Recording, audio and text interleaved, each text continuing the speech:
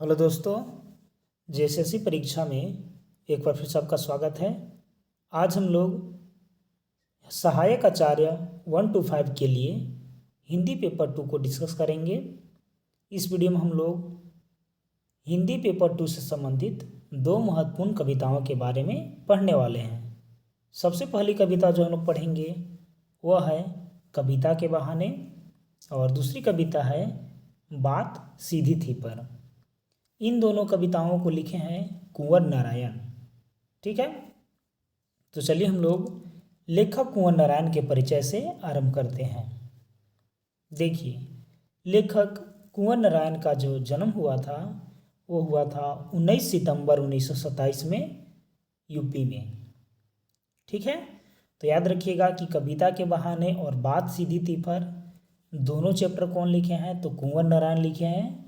कुंवर नारायण का जन्म स्थान कहाँ हुआ था? इनका जन्म तो उत्तर प्रदेश में हुआ था। कब हुआ था? तो 19 सितंबर 1927 में हुआ था। इनकी प्रमुख रचना है, ठीक है, तो प्रमुख रचनाएं में हम लोग सबसे पहले काव्य संग्रह इनका देखेंगे। तो काव्य संग्रह में है इनका परिवेश, हम तुम आमने सामने, फिर है कोई दूसरा नहीं, फिर है चक्रव्यूह और फिर है इन दिनों। ठीक है, चक्रव्यूह कब लिखे थे? तो ये 1956 में लिखे थे। देखिए आगे है काव्य प्रबंध में, तो आत्मजयी जो है ना वो इनका काव्य प्रबंध है। ठीक है, आत्मयी क्या है? आत्मजयी, तो इनका काव्य प्रबंध है। इनकी समीक्षा है आज और आज से पहले। इनकी समीक्षा का क्या नाम है? आज और आज से पहले। और इनकी जो कहानी संग्रह है वह है आकारों के आसपास और दूसरा है मेरे साक्षात्कार। ठीक है, आकारों के आसपास और दूसरा है मेरे साक्षात्कार, इनका एक कहानी संग्रह है। प्रमुख पुरस्कार इनको कौन कौन मिला है? तो राष्ट्रीय कबीर सम्मान इनको मिला है, साहित्य अकादमी पुरस्कार इनको मिला है, प्रेमचंद पुरस्कार इनको मिला है, कुमारन आसान पुरस्कार इनको मिला है, व्यास सम्मान इनको मिला है और लोहिया अति विशिष्ट सम्मान इनको मिला है। ठीक है, तो राष्ट्रीय कबीर सम्मान, साहित्य अकादमी पुरस्कार, प्रेमचंद पुरस्कार और कुमारन आसान पुरस्कार, व्यास सम्मान और लोहिया अति विशिष्ट सम्मान इनको मिल चुका है, तो आप याद रखिएगा। ठीक है, चलिए आगे बढ़ते हैं। आगे देखिए, कुंवर नारायण की पहली कविता है कविता के बहाने, जो इन दिनों संग्रह में शामिल किया गया है। देखिए, इनका जो पहला कविता है उसका नाम है कविता के बहाने, और जो कविता का बहाने चैप्टर संकलित किया गया है वो किस में किया गया है? तो इन दिनों नामक संग्रह में। ठीक है, कविता के बहाने एकमात्र क्या है? यह क्या है? तो एक यात्रा है जो चिड़िया फूल से लेकर बच्चों तक की है। ठीक है, क्या है? तो कविता के बहाने एक यात्रा है। तो किसकी यात्रा है? तो चिड़िया की यात्रा है।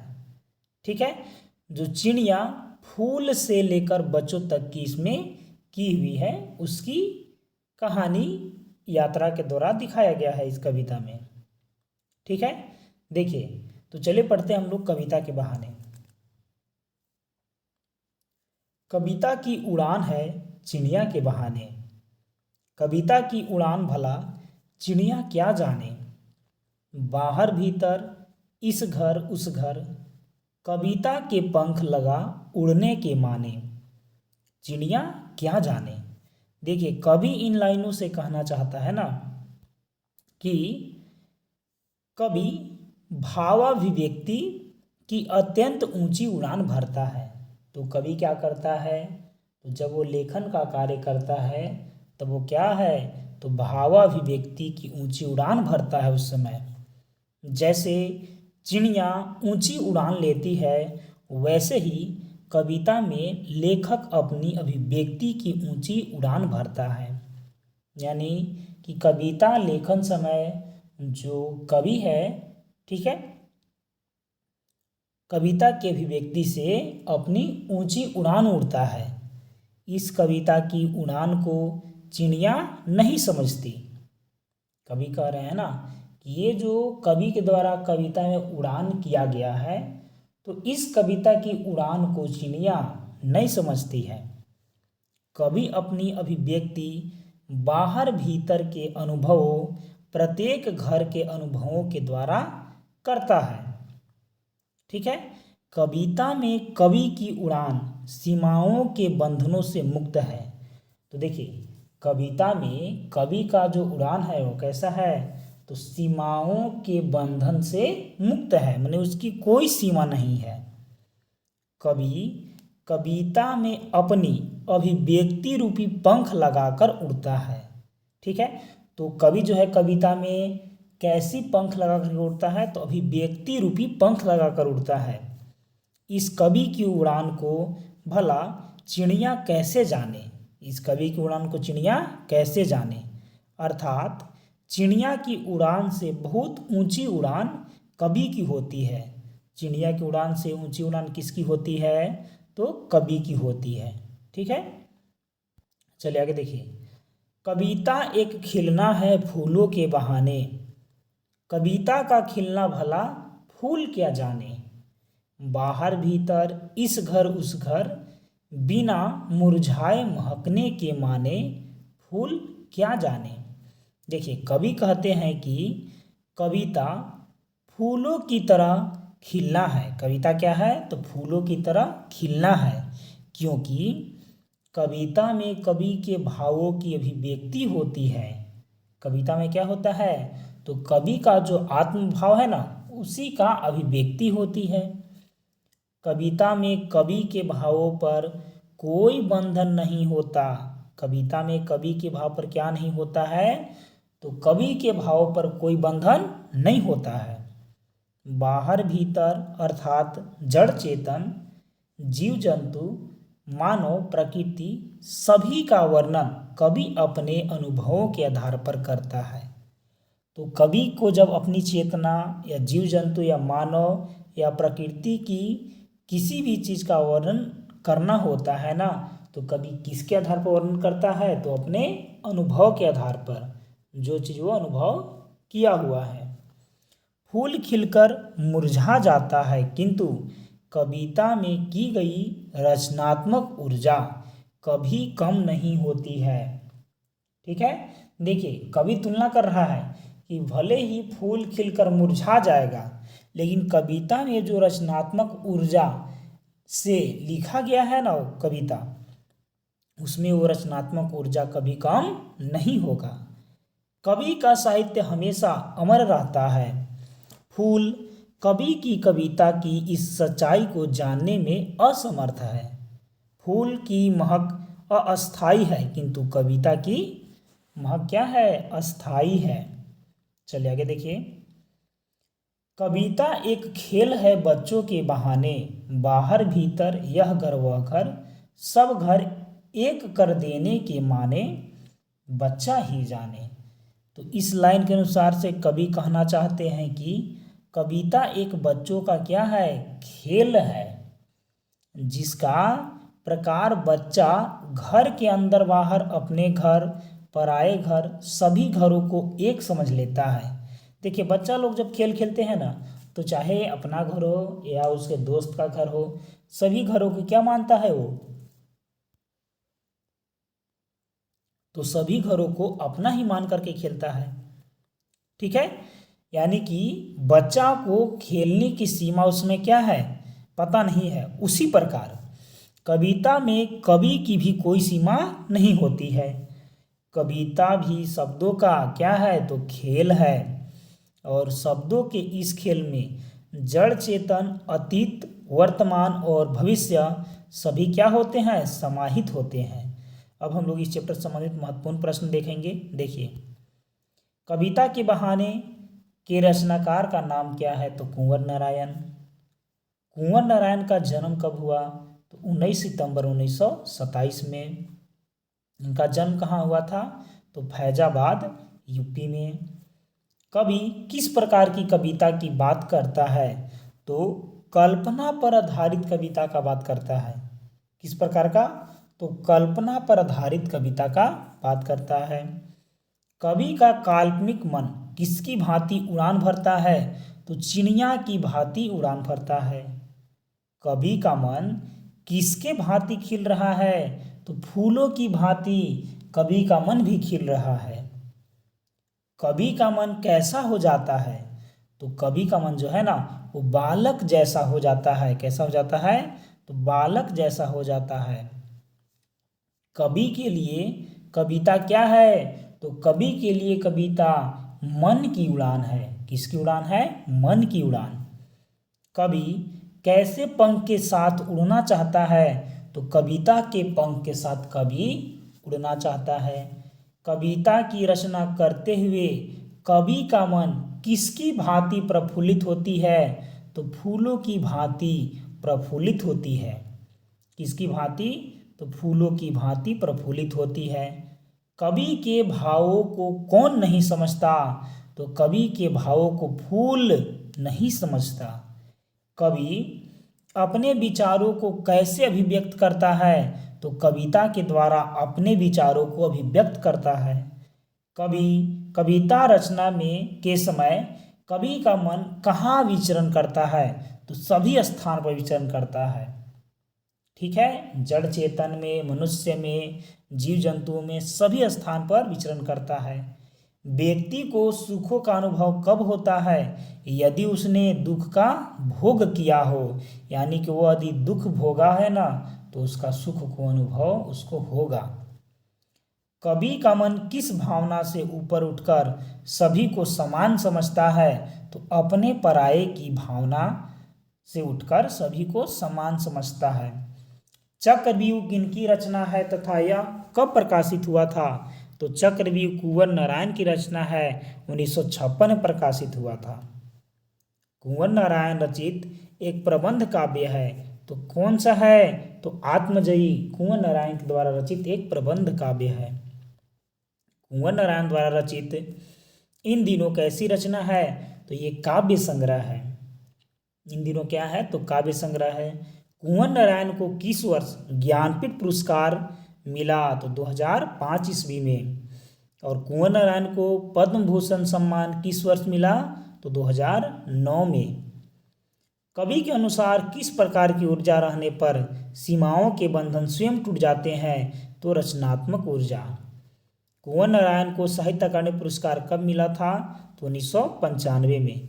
देखिए पुरस्कार वाला क्वेश्चन जो है ना बहुत इंपॉर्टेंट हो जाता है। ठीक है, तो उम्मीद है कि यहाँ से एक प्रश्न आपके लिए पुरस्कार से ही हो सकता है कि आ जाए, इसलिए पुरस्कार वाला चीज़ आपको अच्छे ढंग से याद करना होगा। ठीक है, चलिए आगे है दूसरी कविता यहाँ पास, बात सीधी थी पर। देखिए दूसरी कविता बात सीधी थी पर जो कोई दूसरा नहीं संग्रह में संकलित है। कौन सा संग्रह में बात सीधी थी पर ये संकलित है? तो कोई दूसरा नहीं संग्रह में संकलित है। कविता में कथ्य और माध्यम के द्वंद्व उकेरते हुए भाषा की सहजता की बात कही गई है। ठीक है, हर बात के लिए कुछ खास शब्द नियत होता है। ठीक वैसे ही हर पेंच के लिए निश्चित एक खांचा होता है। देखिए जैसे कि हर पेंच के लिए निश्चित एक खांचा होता है ना, ठीक है, उसी प्रकार जैसे कि मान के चलिए कि सुई है और उसमें एक धागा करना है तो सुई में उस पेंच के लिए खांचा दिया होता है। ठीक है, तो वही कह रहा है ना कि जो कथन है और कथन के माध्यम, कथन और माध्यम के द्वारा, ठीक है, जो द्वंद्व वहाँ पास उकेरा गया है वो भाषा की सहजता की बात करेगा। ठीक है, यानी कि जब हम लोग वहाँ पास कुछ बात उसके लिए बोल रहे हैं, ठीक है, तो उसके लिए वैसा ही एक खांचा रूपी बात बोलेंगे। ठीक है, उसको हम लोग यहाँ पास कविता में समझेंगे। देखिए बात सीधी थी पर, बात सीधी थी पर एक बार भाषा के चक्कर में जरा टेढ़ी फंस गई। मतलब बात वह सीधी था लेकिन भाषा के चक्कर में क्या हो गया, वो टेढ़ा फंस गया। उसे पाने की कोशिश में भाषा को उल्टा पलटा, तोड़ा मड़ोड़ा, घुमाया फिराया कि बात या तो बने या फिर भाषा से बाहर आए, लेकिन इससे भाषा के साथ साथ बात और भी पेचीदा होती चली गई। अब देखिए इस लाइन का मतलब समझिए। कवि इस लाइन के द्वारा कहना चाहते हैं कि मैं एक बार सीधी सरल बात करना चाहता था, किंतु कलिष्ट भाषा के चक्कर में मेरी बात भी क्या हो गई, तो कलिष्ट हो गई। यानी कि वह भाषा जो था ना वो बेकार था, तो उससे लेखक का बात भी क्या हो गया, बेकार हो गया। सरल ढंग से बात को जितने प्रभावशाली ढंग से समझा जा सकता है, उतना ही व्यक्ति को समझना कठिन हो गया। देखिए किसी भी चीज़ को सरल ढंग से यदि बोला जाए तो उसको सरल रूप में समझने में आसानी होता है, लेकिन बात यदि पेचीदा रूप से घुमा फिरा कर बोला जाए ना तो समझने में भी पेचीदा हो जाएगा। ठीक है, उस भाव तक पहुंचने के लिए कई बार शब्दों को परिवर्तित किया। ठीक है, कवि बोल रहे हैं ना कि मैं उस शब्द के भाव को समझने के लिए कई बार शब्दों को परिवर्तित किया, घुमाया फिराया, इधर उधर किया, किंतु बात का सही अर्थ सामने नहीं आया। कठिन भाषा प्रयोग से मेरी बात का सही अर्थ सामने नहीं आया। भाषा के शब्दों का सही प्रयोग न होने के कारण मेरी बात उलझती चली गई। यानी कि कह रहे हैं ना कि भाषा का यदि प्रयोग उस समय अच्छा होता तो मेरी बात आसानी समझ में आ जाती, लेकिन भाषा का प्रयोग उस समय क्या हो गया, अलग अलग ढंग से हुआ, तो इसीलिए वो बात क्या हो गया, उलझती चला गया। उसका अर्थ दुष्कर होता चला गया और उसका जो अर्थ है ना वो और भी दुष्कर होता चला गया। सारी मुश्किलों को धैर्य से समझे बिना मैं पेंच को खोलने के बजाय उसे बेतरह कसता चला जा रहा था, क्योंकि इस कर्तव्य पर मुझे साफ सुनाई दे रही थी तमाशबीनों की शाबाशी और वाहवाह। आखिरकार वही हुआ जिसका मुझे डर था। जोर जबरदस्ती से बात की चूड़ी मर गई और वह भाषा में बेकार घूमने लगी। देखिए इस लाइन के द्वारा कवि कहना चाहते हैं कि जब मैंने किसी भाषा के सही प्रयोग न करने से अपनी बात को मुश्किल बना दिया, तब मैं अपनी गलती को धीरज रखकर समझ नहीं सका।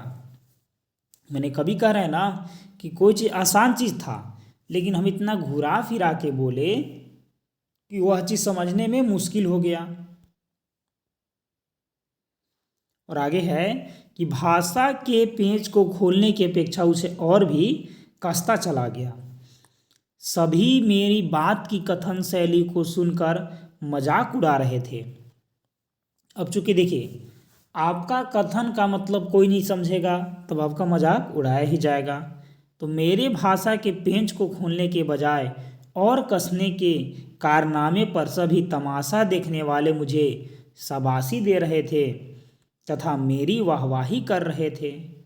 आखिरकार भाषा की कठिनता के कारण मेरी बात की चूड़ी मर गई, अर्थात मेरी बात बिल्कुल अस्पष्ट हो गई और वह अभिव्यक्ति के लिए शब्द तलाशने लगी। यानी कि कोई चीज़ आसान चीज़ को बोलने के लिए बात को इन्होंने पेचीदा रूप से रखा, वही बात किसी को समझ में नहीं आया और उनके बात को जब कोई आदमी नहीं समझा फिर भी वाहवाही देने लगा। ठीक है, तो वही चीज़ ये लाइन में कहा गया।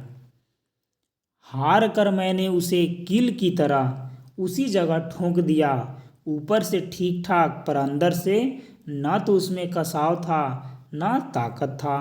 बात ने जो एक शरारती बच्चों की तरह मुझसे खेल रही थी, मुझे पसीना पोंछते देख कर पूछा, क्या तुमने भाषा को सहूलियत से बरतना कभी नहीं सीखा? अब देखिए इस लाइन के द्वारा कवि कहना चाहते हैं कि जब अपनी सीधी बात को मैंने गलत भाषा के प्रयोग से अस्पष्ट बना दिया, तब किसी भी तरह मैं ठीक भाषा की खोज न कर सका। मैंने एक बार जो ये पेचीदा भाषा रख दी, ठीक है। उसी भाषा को सरल रूप से ये लोगों के बीच नहीं रख पाए।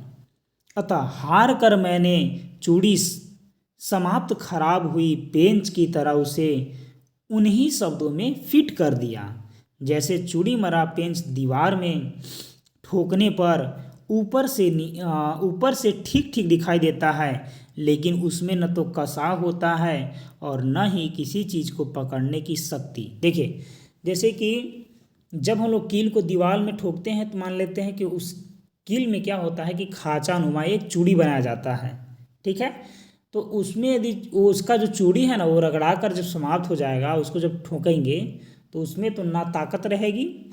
मैंने कहने का मतलब कि उसमें यदि मान लेते हैं किसी चीज़ को ठोकर है ना तो वो मजबूत नहीं रहेगा, ठीक है। ऊपर से ठीक दिखाएगा लेकिन वो मजबूत नहीं रहेगा, तुरंत उखड़ जाएगा दीवार से वो, ठीक है। उसी प्रकार हो जाएगी। वैसे ही निरर्थक शब्दों के प्रयोग से मेरी सीधी बात यानी कि अर्थवता थी और न ही कथन की सही स्पष्टता थी उसमें। सीधी सी बात स्पष्ट होने के लिए शरारती बच्चों की जिद के समान मेरे शब्दों में अभिव्यक्ति खिल रही थी, लेकिन किसी तरह भी शब्दों का सही प्रयोग न होने के कारण मैं अपना पसीना पोंछने लगा। क्योंकि एक बार जब सही शब्द का प्रयोग नहीं हुआ तब क्या हुआ, आदमी का मन में मान लेते हैं कि सरल उस समय शब्द नहीं आया, तभी तो अपने बात को अच्छा ढंग से नहीं रख पाया, ठीक है। तो जब नहीं रख पाया तो उसी को बोल रहे हैं कि उसके बाद मैं अपना पसीना पोंछने लगा। अर्थात मुझे थका देखकर मुझे लगा कि किसी ने मुझसे यह प्रश्न पूछा कि क्या तुमने भाषा का स्पष्ट एवं सावधानीपूर्वक प्रयोग करना नहीं सीखा, अर्थात सीधी सी बात को साधारण में स्पष्ट करना नहीं सीखा। मैंने कोई आदमी उससे सवाल पूछ रहा है, ऐसे वो सोच रहे हैं कि क्या तुम एक सीधी बात को सरल रूप में रखना नहीं सीखा है, ऐसे कभी सोच रहे हैं। अब हम लोग इस चैप्टर संबंधित महत्वपूर्ण प्रश्न पढ़ेंगे। देखिए, कवि ने किसके महत्व को बताया है, तो भाषा के महत्व को बताया है। भाषा के अनुचित प्रयोग से क्या होता है, तो उसमें और जटिलता आ जाती है। कवि अपने विचारों की अभिव्यक्ति कैसी भाषा में करना चाहता है, तो सहज भाषा में या सरल भाषा में करना चाहता है, लेकिन बात जो है ना वो और पेचीदा हो जाता है। कवि के लिए भाषा अपने किस रूप में जटिल हो जाती है, तो साहित्यिक रूप में। देखिए, साहित्यिक रूप में जो भाषा है ना और जटिल होते चला जाता है। बोलचाल वाला चीज़ तो आदमी समझ जाता है, लेकिन साहित्यिक रूप में और जटिल हो जाता है। कवि ने जटिलता से बचने के लिए किसमें परिवर्तित किए, तो भाषा में। क्या कभी भाषा में परिवर्तन करने में सफल हुआ, तो नहीं। और भाषा को परिवर्तन किया लेकिन और पेचीदा व फंसता चला गया। भाषा में परिवर्तन करने से भाषा अधिक क्या होती चली गई, तो और वह जटिल होती चली गई। कवि ने अपने आसपास उसे झूठी शाबाशी देने वालों की किस शब्दों से संबोधित किया है, तो तमाशबीन यहाँ पास बोले हैं कविता में कि तमाशबीन क्या कर रहे थे, वाहवाही और शाबाशी दे रहे थे। बात की चूड़ी मर जाने से क्या तात्पर्य है, कि बात का प्रभावहीन हो जाना, माने उसका समझ नहीं आना। कवि किसके साथ जोर जबरदस्ती कर रहा है, तो भाषा के साथ। कवि को किस जाल में फंस जाने का डर था, तो शब्द जाल में फंस जाने का डर था, और वही हुआ, वह शब्द जाल में फंस ही गया। कवि ने कैसी भाषा का चुनाव का आग्रह किया, सरल भाषा का। बात सीधी थी पर किस संग्रह में से उद्धृत है, तो कोई दूसरा नहीं संग्रह में शामिल है। अच्छी कविता बनाने में कब किसी दबाव या अतिरिक्त मेहनत की आवश्यकता नहीं होती है, सही बातों के सही शब्दों से जुड़ने पर, ठीक है। कविता बात सीधी थी पर में कवि किन साहित्यकारों पर व्यंग करता है, तो भाषा को सरल से कठिन बनाने वाले साहित्यकार पर व्यंग किए हैं। बात सीधी थी पर एक बार के चक्कर में जरा टेढ़ी फंस गई, तो एक भाषा के चक्कर में टेढ़ी फंस गई। भाषा को उलटने पलटने तोड़ने मरोड़ने तथा घुमाने फिराने से भाषा के साथ साथ कैसी होती चली जाती है, तो पेचीदा। आखिरकार वही हुआ जिसका डर था, जो जबरदस्ती से बात की चूड़ी मर गई और वह भाषा में बेकार घूमने लगी। यह पंक्ति किस कविता से लिया गया है, तो बात सीधी थी पर से लिया गया है। तो चलिए दोस्तों, मिलते हैं हम लोग अगले कविता के साथ, तब तक के लिए धन्यवाद।